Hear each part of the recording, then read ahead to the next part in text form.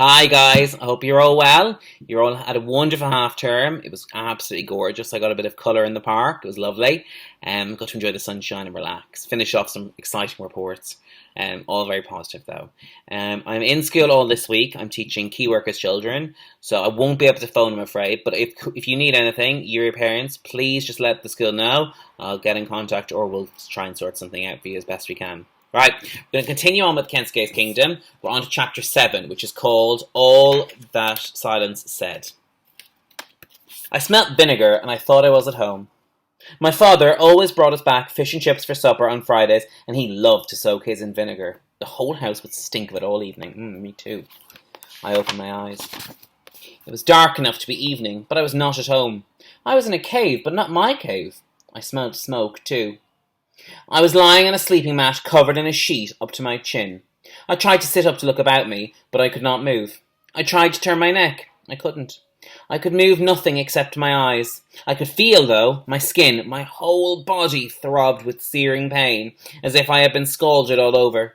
I tried to call out, but could barely manage a whisper. Then I remembered the jellyfish. I remembered it all. The old man was bending over me, his hand soothing on my forehead. "You better now," he said. "My name Kensuke. You better now." I wanted to ask after Stella. She answered for herself by sticking her cold nose into my ear. I do not know for how many days I lay there, drifting in and out of sleep, only that whenever I woke, Kensuke was always there sitting beside me. He rarely spoke, and I could not speak, but the silence between us said more than words. My erstwhile enemy, my captor, had become my saviour. He would lift me up to pour fruit juice or warm soup down my throat. He would sponge me down with cooling water, and when the pain was so bad that I called out, he would hold me and sing me softly back to sleep. It was strange. When he sang to me, it was like an echo from the past of my father's voice, perhaps. I didn't know how. Slowly, the pain left me. Tenderly, he nursed me back to life. The day my fingers first moved was the very first time I ever saw him smile. When at last I was able to turn my neck, I would watch him as he came and went, as he busied himself about the cave. Stella would often come and sit beside me, her eyes following him too. Every day now, I was able to see more of where I was. In comparison with my cave down by the beach, this place was vast. Apart from the roof of the vaulted cave above, you could scarcely have known that it was a cave. There was nothing rudimentary about it at all. Fabulous word there, rudimentary. Have a look it up. It was more like an open-plan house in the cave. Kitchen, sitting room, studio, bedroom, all in one space.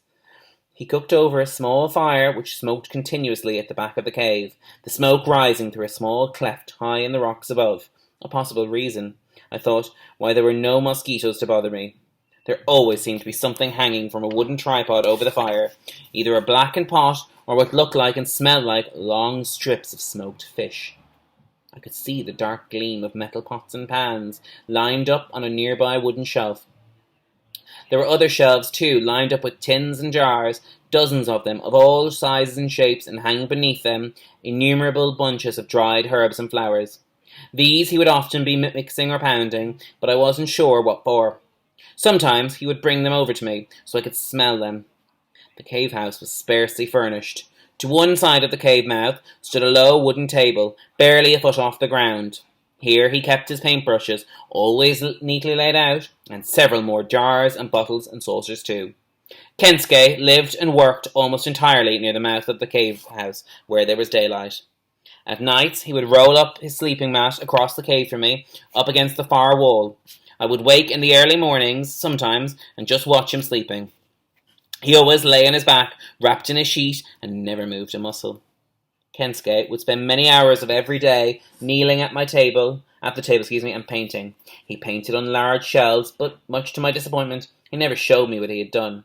Indeed, he rarely seemed pleased with his work, for just as soon as he had finished, he would usually wash off what he had done and start again. On the far side of the cave mouth was a long workbench, and hanging up above it was an array of tools, saws, hammers, chisels, all sorts, and beyond the workbench were 3 large wooden chests, in which he would frequently rummage about for a shell perhaps, or a clean sheet. We had clean sheets every night. Inside the cave he wore a wrapped-around dressing gown, a kimono as I later knew it to be. He kept the cave house immaculately clean, another fabulous word there, sweeping it down once a day at least. There was a large bowl of water just inside the cave mouth. Every time he came in, he would wash his feet and dry them before stepping inside. The floor was entirely covered with mats made of wooden rushes, like our sleeping mats. And everywhere, or all around the cave, to head height and above, the walls were lined with bamboo. It was simple, but it was a home. There was no clutter. Everything had its place and its purpose. As I got better, Kensuke would go off and leave me on my own more and more, but thankfully never for too long. He'd return later, very often singing, with fish, perhaps fruit, coconuts or herbs, which he'd bring over to show me proudly. The orangutans would sometimes come with him, but only as far as the cave mouth. They'd peer in at me and at Stella, and always kept their distance from them. Who always kept their distance from them. Only the young ones ever tried to venture in, and then Kensuke only had to clap at them, and they'd soon go scooting off. During those early days in the cave house, I so wished we could talk. There were 1,000 mysteries, 1,000 things I wanted to know, but it still hurt me to talk. And besides, I felt he was quite happy with our silence, that he preferred it somehow. He seemed a very private person, and content to be that way.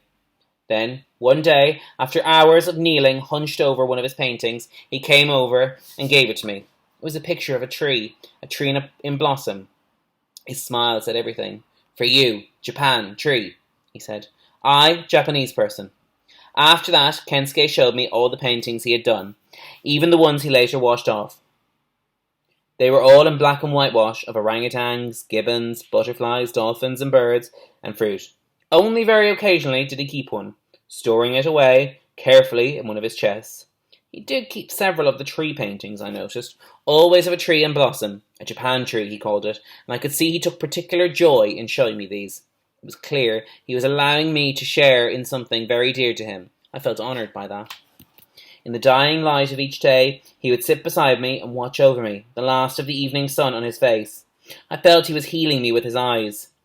At night, I thought often of my mother and father. I was so much wanted to see them again, to let them know that I was still alive. But strangely, I no longer missed them. In time, I found my voice again. The paralysis gradually lost its grip on me, and my strength flowed back. Now I would go out with Kensuke whenever he invited me, and he often did. To begin with, I would squat on the beach with Stella and watch him spear fishing in the shallows.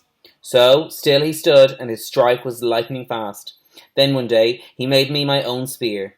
I was to fish with him. He taught me where the bigger fish were, where the octopus hid under the rocks, how to stand still as a heron and wait, spear poised above the water, my shadow falling behind me so the fish were not frightened away. I tell you, spearing a fish for the first time was like scoring a winning goal for the mudlarks back home, just about the best feeling in the world.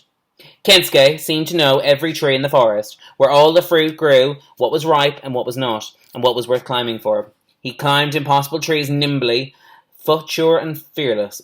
Lovely language there, future and fearless, really like that. Nothing in the forest alarmed him, not the howling gibbons swinging above his head to drive off their fruit, not the bees that swarmed about him when he carried down their comb from a hollow high in the tree. He used the honey for sugaring and bottling fruit. And always his family of orangutans came along, shadowing us through the forest, patrolling the tracks ahead, scampering along behind. All Kensuke had to do was sing, and they'd come. They seemed almost hypnotized by the sound of his voice. They were intrigued by me and Stella, but they were nervous, and we were nervous, and for the time being, we kept our distance from one another.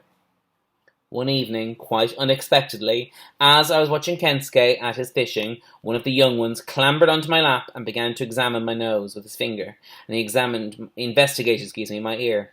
He pulled it rather harder than I liked, but I didn't yelp. After that, the rest followed suit, using me as if I were a climbing frame.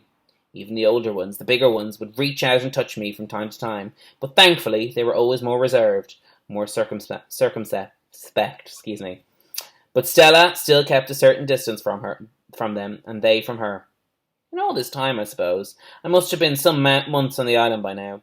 Kensuke had said very little. The little English he did speak was clearly hard for him. When words were used between us, they proved to be of little help in our understanding of each other. So we resorted for the most part to smiles and nods, to signing and pointing. Sometimes we even drew pictures in the sand to explain ourselves. It was just about enough to get along. But there was so much I was burning to find out. How had he come to be here all alone on the island? How long had he been here? And how had he come by all these pots and pans and tools, and the knife he always wore in his belt?